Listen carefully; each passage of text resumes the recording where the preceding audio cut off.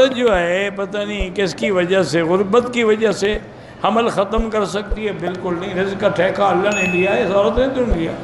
لا تقتلوا اولادکم خشیۃ املاق، اپنی اولادوں کو بھوک کے ڈر سے، فقر کے ڈر سے قتل نہ کیا کر۔ نحن نرزقہم وایاکم، ان کو بھی ہم نے رزق دینا ہے اور تمہیں بھی ہم نے رزق دینا ہے۔ کہیں اگر عالم نہ ہو، کوئی ایک آدمی ہو جس کو جنازے کی دعا آتی ہے، مسلمان تو ہے نا، پڑھا سکتا ہے۔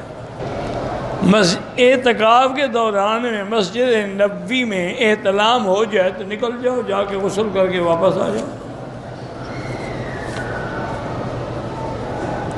میں آپ سے دل سے پیار کرتا ہوں، اللہ پاک آپ کی جزائے خیر دے۔ آپ میرے لیے دعا کرتے ہیں۔ غیر مسلم لڑکی کو صدقہ خیرات دے سکتے ہیں، تم یہ صدقہ خیرات لڑکیوں کو کیوں دیتے ہو؟ لڑکے مر گئے، کوئی چکر ہے صحیح؟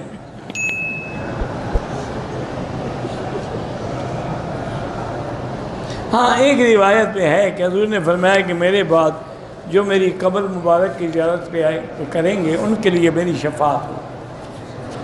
ایک بھائی یہ بھی ہے کہ گویا کہ انہوں نے مجھے زندگی میں دیکھا۔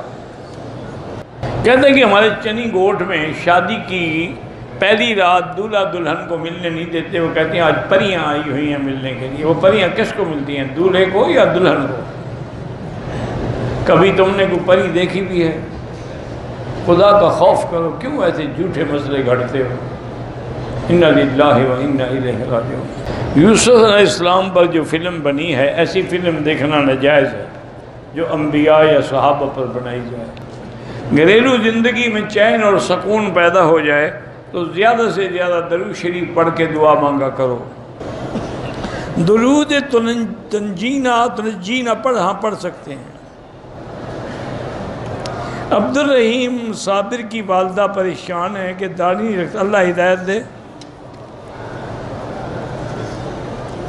اگر کوئی حجر اسود پہ بوسہ دیتے ہوئے مر جائے، شہید ہوگا؟ بالکل نہیں، بلکہ گناہگار ہوگا کہ دھکے دے کے زور لگا کے کیوں بوسہ دیا؟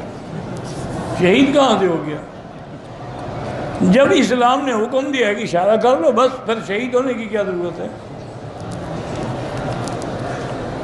یہ مسئلہ پوچھو علماء سے کہ کیا یہ موت اس کی حرام موت تو نہیں؟ تم شہادت دے رہے ہو اس کو۔ کہتے ہیں اللہ ہمیں بھی آپ کی طرح دین کا داعی بنا۔ اللہ ہر بندے کو دین کا داعی بنایا۔ ایک گاؤں میں دو فرقے ہیں، ایک دیوبندی اور بریلوی۔ بریلوی کہتے ہیں کہ ہم صلوات پڑھتے ہیں، دیوبندی کہتے ہیں کہ روضہ رسول پر جا کر پڑھیں۔ وہ ٹھیک کہتے ہیں دیوبندی، وہاں کھڑے ہو کے الصلاۃ والسلام علیک یا رسول اللہ پڑھنا جو ہے بدعت ہے۔ اگر یہ دین ہوتا تو ابو بکر عمر پڑھتے۔